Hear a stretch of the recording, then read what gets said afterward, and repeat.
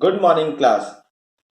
पिछले दिनों हमने आपके पाठ्य पुस्तक मनुष्यता के अंतर्गत इंसानियत की कुछ परिधि को पहचाना था, जिसमें परोपकार को मुख्य रूप से स्थान दिया गया था। उदाहरण स्वरूप हमने कुछ ऋषियों जैसे दधीची, राजाओं जैसे रतिदेव, उसिनर आदि का उदाहरण देखा था। आज हम इस कविता के अग्रिम भाग का पठन करेंगे। सहानुभूति चाहिए महाविभूति है यही, वशीकृता सदैव बनी स्वयं मही। अर्थात अगर सहानुभूति चाहिए, किसी का आत्मीयता चाहिए, तो महाविभूति है यही। इसी दुनिया में महाविभूति अर्थात पूजनीय चीजें हैं। महाविभूति यहाँ परम धर्म को कहा गया है कि पूज्य चीजें इसी दुनिया में है। वशीकृता सदैव बनी, वशीकृता वश करने की शक्ति, किसी को अपने प्रभाव में लेने की शक्ति, सदैव है बनी हुई, हमेशा बनी हुई है। कहाँ? स्वयं में ही, हमारे अंदर। अर्थात हम अपने कर्म से ही किसी को भी अपने वश में कर सकते हैं। विरुद्धवाद बुद्ध का दया प्रभाव में बहा, विनीत लोक वर्ग क्या नशा मने झुका रहा। आह, वही उदार है परोपकार जो करे, वही मनुष्य है कि मनुष्य के लिए मरे। बुद्ध का विरोध की भावना। बुद्ध भगवान ने कहा है हमेशा अपनी बचाव कीजिए, न कि किसी का विरोध कीजिए। तो विरुद्धवाद बुद्ध का विरोध करने की भावना, जब बुद्ध का दया की प्रवाह, दया के सागर में बुद्ध भगवान ने जो शिक्षा दी थी इस संसार को कि हमेशा विरोध नहीं बल्कि अपनी बचाव कीजिए और दया और परोपकार कीजिए, उस दया के सागर में विनीत लोक वर्ग क्या, ये सारा संसार क्या न सामने झुका रहा। ये सामने क्या, ये सारा संसार उस दया के प्रवाह के सामने नहीं झुका। आह, वही उदार है परोपकार जो करे। कवि ने यहाँ कहा है आह अर्थात हे, वही उदार व्यक्ति है जो परोपकार करता है, जो दूसरों का उपकार करता है। वही मनुष्य है जो मनुष्य के लिए मरे।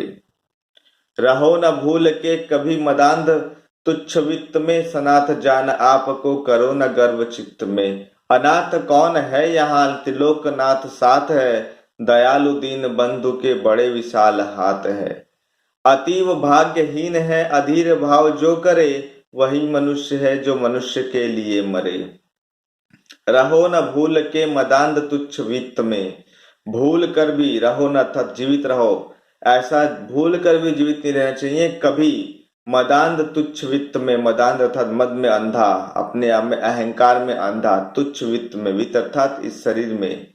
हमें अपने जीवन में कभी भी अहंकार से भरा हुआ नहीं रहना चाहिए। सनाथ जान आपको करो न गर्व चित्त में। सनाथ अर्थात जिसके माता पिता होते हैं, जिसके अभिभावक होते हैं, जिसके रक्षक होते हैं, तो अपने आप को रक्षक जान करके कभी ना अपने गर्व में, अपने चित्त, अपने मन में गर्व नहीं करना चाहिए, अहंकार नहीं करना चाहिए। क्यों? क्योंकि अनाथ कौन है यहाँ इस दुनिया में? अनाथ कौन है? त्रिलोकनाथ साथ है। सही मायने में हमारे रक्षक तो भगवान है और भगवान सबके लिए एक समान है, अर्थात इस दुनिया में कोई भी अनाथ नहीं है। तो अपने माता पिता के अहंकार में, जिनके माता पिता नहीं है, जो अनाथ है, उनके साथ कभी भी गर्व या चित्त में अहंकार नहीं करना चाहिए। दयालु दीन बंधु के बड़े विशाल हाथ है। दयालु दीन बंधु, दयालु दीन बंधु यहाँ कहा गया भगवान को, तो दयालु भगवान के बहुत बड़े हाथ है, कृपा के हाथ बहुत बड़े हैं। अतीव भाग्यहीन है, हमारा आने वाला कल भाग्यहीन है, अर्थात कोई नहीं जानता कि हम कल क्या होगा हमारे साथ। अधीर भाव जो करे, जो अधीर भाव करता है, जो अहंकार करता है, तो उसका आने वाला कल भाग्यहीन है, हीन भावना है, नस पूरा अंधेरा है। वही भगवान, वही मनुष्य है जो मनुष्य के लिए मरे। अनंत अंतरिक्ष में अनंत देव है खड़े, समक्ष स्वयं बाहु जो बढ़ा रहे बड़े बड़े। परस्परालंब से उठो तथा बढ़ो सभी, अभी अमृत अंक में अपंक हो चढ़ो सभी। रहो न यूं एक से न एक काम का सरे, वही मनुष्य है जो मनुष्य के लिए मरे।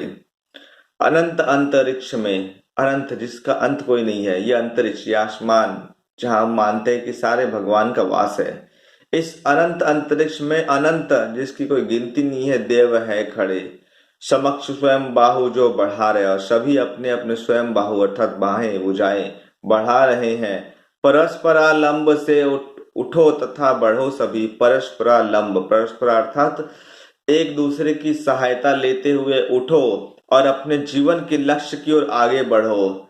अभी अमृत अंक में अपंक हो चढ़े सभी, अभी यही समय है कि एक दूसरे की सहायता करते हुए उस अमृत रूपी अंक अर्थात भगवान की गोद में अपंक अर्थात निरीह व्यक्ति के रूप में, दयावान व्यक्ति के रूप में आगे बढ़ो और उस गोद में जाके सब चढ़ो। रहो न यूं कि एक से न काम और का सरे, यूं इस दुनिया में ना रहो कि एक से अर्थात एक दूसरे से ना किसी से मतलब है, ना किसी से कोई काम है। एक से ना काम, ना किसी से काम हो, ना किसी से का सरे अर्थात किसी से कोई मतलब नहीं हो। वही मनुष्य है जो मनुष्य के लिए मरे। मनुष्य मात्र बंधु है यही बड़ा विवेक है, पुराण पुरुष स्वयंभू पिता स्वयं, पिता प्रसिद्ध एक है। फलानुसार कर्म के अवश्य ब्रह्म भेद है, परंतु अंतरैक में प्रमाण भूत वेद है। अनर्थ है कि बंधु ही न बंधु की व्यथा हरे, वही मनुष्य है कि मनुष्य के लिए मरे। मनुष्य मात्र बंधु है, इस दुनिया में एकमात्र मनुष्य ही एक दूसरे का शुभ चिंतक है, यही मेरा विवेक है। और यह बात जो समझ ले वह बहुत बड़ा विवेकशील अर्थात बुद्धिमान है। पुराण पुरुष स्वयंभू पिता प्रसिद्ध एक है, भले ही पुराण पुरुष स्वयंभू पिता हम सबका एक है, फलान परंतु फलानुसार कर्म के, परंतु कर्म के अनुसार कर्म के फल के रूप में हम सब में फिर ब्रह्म भेद अर्थात अंतर आ जाता है। अनर्थ है कि बंधु ही न बंधु की व्यथा हरे, वही मनुष्य है जो मनुष्य के लिए मरे। अनर्थ है अगर एक बंधु अर्थात एक मनुष्य दूसरे मनुष्य के व्यथा अर्थात दुख को ना दूर करे तो यह अनर्थ है, और वही मनुष्य है जो एक दूसरे की सहायता करते हुए आगे बढ़ता है। चलो अभिष्ट मार्ग में सहस्र खेलते हुए, विपत्ति विघ्न जो पड़े उन्हें ढकेलते हुए। घटे न हेल मेल हाँ बढ़े न भिन्नता कभी, अतर्क एक पंथ के सतर्क पंथ हो सभी। तभी समर्थ भाव है कि ताता हुआ तरे, वही मनुष्य है जो मनुष्य के लिए मरे। चलो अभिष्ट मार्ग में सहर्ष खेलते हुए, इस जीवन के मार्ग में हर्ष के साथ खेलते हुए कूदते हुए अपने कार्य को करते हुए आगे बढ़ो। विपत्ति विघ्न जो पड़े उन्हें ढकेलते हुए, और जो आपके जीवन में बाधा आए उन्हें आगे की ओर ढकेलते हुए अर्थात उन्हें दूर करते हुए आगे बढ़ो। घटे न हेल मेल हाँ बढ़े न भिन्नता कभी, और इस भिन्नता को दूर करने में, इस दुख को दूर करने में आपस का हेल मेल, आपस की भाईचारे की भावना कभी ना घटना चाहिए और ना ही कभी दूरी बढ़ना चाहिए। भिन्नता अर्थात दूरी बढ़ना चाहिए। अतर्क एक पंथ के सतर्क पंथ हो सभी, अतर्क अर्थात बिना तर्क के कि इस दुनिया में हमारा एक ही पंथ निश्चित है, ऐसा मानते हुए उस एक पथ का अनुसरण करते हुए आगे की ओर बढ़ो। सभी समर्थ भाव है हतारता हुआ तरे, तभी यह संभव है, समर्थ भाव अर्थात यह संभव है कि हम अपने जीवन को आगे की ओर तारते अर्थात मोक्ष प्राप्त करते हुए आगे की ओर बख्श बढ़ सकते हैं। वही मनुष्य है जो मनुष्य के लिए मरे। सही मायने में एक दूसरे की सहायता करने वाला ही मनुष्य है, और वही मनुष्य आगे की ओर बढ़ सकता है, मोक्ष को प्राप्त कर सकता है। बच्चे, कविता यही समाप्त होती है। अगले दिन इसके हम प्रश्नोत्तर के साथ अभ्यास पत्र को देखेंगे। धन्यवाद।